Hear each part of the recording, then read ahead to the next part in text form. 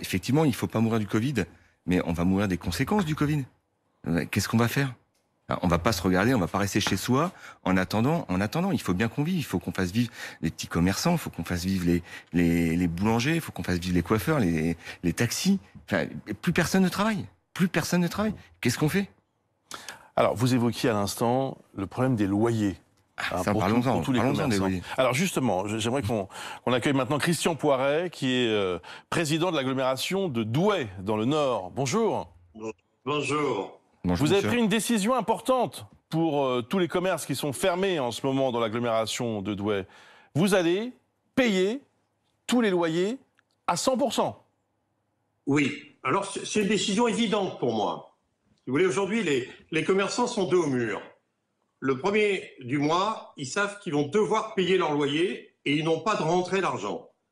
Donc, aujourd'hui, on a besoin de sauver le commerce. Donc, c'est une décision forte. On est une collectivité de 35 communes et de 150 000 habitants.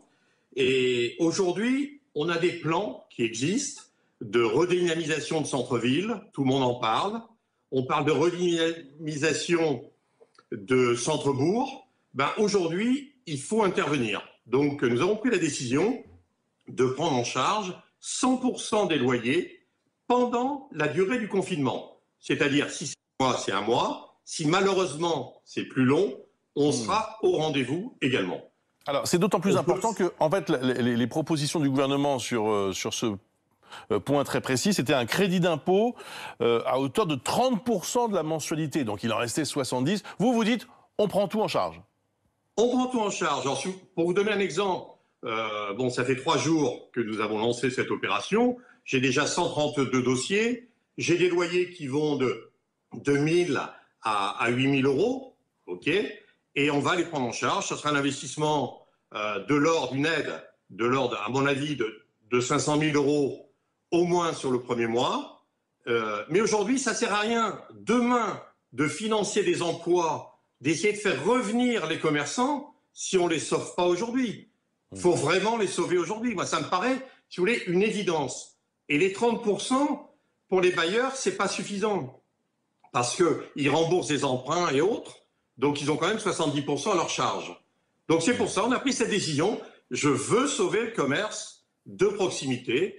Il y a les grandes surfaces, mais le commerce de proximité est nécessaire sur les territoires et sur la revitalisation des territoires.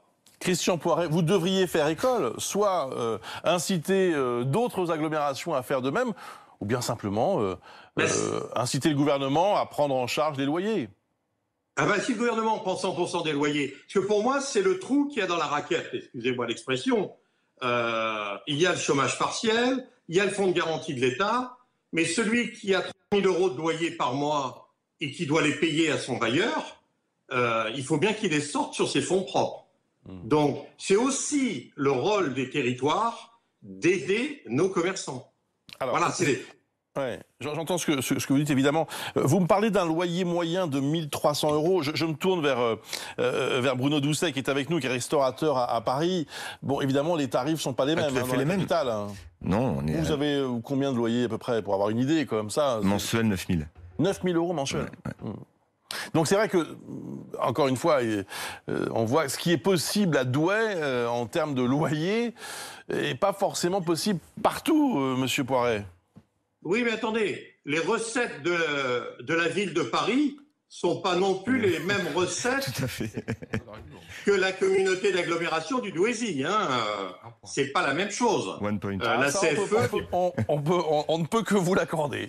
C'est évident. Alors attendez, Bruno Doucet, vous entendez cela quand monsieur Poiret parle de trou dans la raquette au sujet des loyers. Ouais, c'est ça. Mais après, il faut peut-être pas qu'on prenne... Moi, je demande pas ce qu'on nous supprime nos loyers à 100%. Quand on travaille, il y a des gens qui travaillent avec la vente emportée et qu'on travaille. On a travaillé au mois de septembre, on a travaillé un peu au mois d'octobre, mais qu'on le fasse en proportionnel. Il y a des gens qui ne travaillent pas. Effectivement, on peut pas payer nos loyers quand on travaille pas. Là, le mois de novembre, je suis désolé, mais on ne travaille pas. On ne rentre zéro chiffre d'affaires. Donc, quand vous rentrez 0 chiffre d'affaires, vous pouvez pas payer votre loyer. Et quand vous entendez les bailleurs qui vous appellent en vous demandant comment vous allez faire pour payer votre loyer, on sait pas. Et dites-moi, les restos clandestins, ça existe ? Vous en avez entendu parler? Très sincèrement, moi, j'en ai pas entendu parler. Ouais. J'en ai pas entendu parler. Ça doit peut-être que ça existe. Non, mais je vous pose la question parce que visiblement. Mais je vais être très franc avec vous. Nous, on a des demandes. Moi, j'ai des demandes de clients qui nous disent tu veux pas nous faire 6, 8, 10 couverts. Jusqu'à maintenant, j'ai refusé. Si on montre pas l'exemple, comment voulez-vous derrière qu'on y aille voir le gouvernement? Vous voulez dire en fermant le rideau et accueillir 10 personnes? Mais ça, c'est oui. Voilà. Mais à ce vous ne moment-là, voulez pas tomber là-dedans. Moi, je veux pas tomber là-dedans. Bon. Ou alors, je le fais avec des potes et ça n'a rien à voir. Ouais. Mais je veux et pas c'est pour chez vous, c'est chez moi, mais pas pour gagner de l'argent, pour gagner 3 francs 6 sous et pas pouvoir. Ça sert à rien. Monsieur Poiret, je ne vous ai pas demandé s'il y avait des restaurants dans les 130 dossiers que vous avez reçus. Oui, les 130 premiers. Attendez, c'est sur 3 jours les 130. Donc je pense qu'on sera plus à 500 qu'on va être à 130 au final. Alors il y a des restaurants, mais on prend en charge également ceux qui font de la vente en emporté et ceux qui font de la livraison. Parce qu'ils ont le courage d'essayer de se sortir et de faire peut-être 20% de leur chiffre d'affaires. Donc, mais ils ont les charges. Donc c'est aujourd'hui qu'il faut leur tendre la main. Donc on les prend comme ceux qui font du click and collect pour les fleuristes, par exemple, pour la mode. Ouais, ça n'est pas rédhibitoire, ce n'est pas parce qu'il y a de la vente à emporter ou du click and collect que vous ne pouvez pas bénéficier, qu'on ne peut pas bénéficier de cette aide. En tout cas, merci beaucoup pour vos explications. Je remercie aussi Bruno Doucet. Merci, je vous souhaite bon courage, évidemment, Bruno Doucet, pour les prochains jours et les prochaines semaines qui pourraient être à nouveau difficiles. Et on va se retrouver dans quelques instants pour évoquer toujours les conséquences de cette épidémie. Tiens, des formations d'infirmiers, de soignants trop rapides, disent-ils. À tout de suite.